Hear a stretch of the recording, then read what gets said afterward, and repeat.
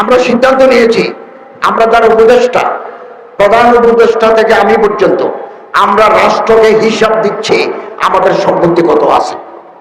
দেওয়া শুরু হয়ে গেছে, আমিও দেব। আমার কিছু জমিনের রেকর্ড লাগবে, এই জন্য আমারটা একটু দেরি হচ্ছে।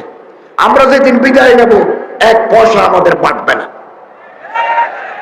রাষ্ট্রকে লুটে ফুটে খাওয়া, এটা কোন দেশপ্রেমিক মানুষের কাজ হতে পারে না। আমরা এটাই দৃষ্টান্ত স্থাপন করতে চাই যে আমরা রাষ্ট্রের টাকা চুরি করব না, দুর্নীতি করব না। দুর্নীতিবাজ কর্মকর্তা যদি আমাদের মন্ত্রণালয়ে থাকে, আমরা তাদেরকে চিহ্নিত করে তাদেরকে সেট করে দেব।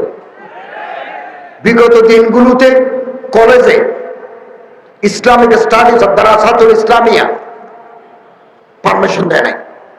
পলিটিক্যাল সায়েন্স পারমিশন পেয়েছে, ইকোনমিক্স পারমিশন পেয়েছে, জিওগ্রাফি পারমিশন পেয়েছে, জেনারেল হিস্ট্রি পারমিশন পেয়েছে, ইসলাম হিস্ট্রি হলে কেটে দিয়েছে।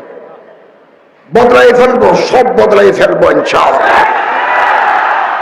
আগামী দিনে ইসলামিয়া দারাসাতুল ইসলামিয়া বিশ্ববিদ্যালয়ে যাদের ডিগ্রি আছে, তারা কলেজে এই সাবজেক্টের উপর পড়াশোনা করতে পারবে। ঢাকা বিশ্ববিদ্যালয়ে মাদ্রাসার ব্যাকগ্রাউন্ড দেখলে তাদেরকে ভালো সাবজেক্ট দেওয়া হতো না, অথচ ভর্তি পরীক্ষা তারা 1 নম্বর। বারবার এই গ্রুপ, ওই গ্রুপ, খ গ্রুপ, গ গ্রুপে মাদ্রাসার ছাত্ররা ফার্স্ট, তাদেরকে ঢুকতে দিচ্ছে না। এমনকি একজন প্রফেসর প্রকাশ্যে বলেছেন, আমরা ঢাকা বিশ্ববিদ্যালয়কে মাদ্রাসা করব। আমি তো বলি, ঢাকা বিশ্ববিদ্যালয়কে মাদ্রাসা করলে অসুবিধা কি?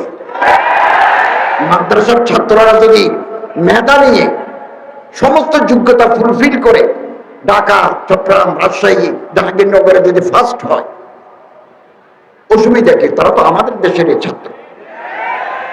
এরকম কিছু মানসিকতার লোক এখনো আছে, আগেও ছিল।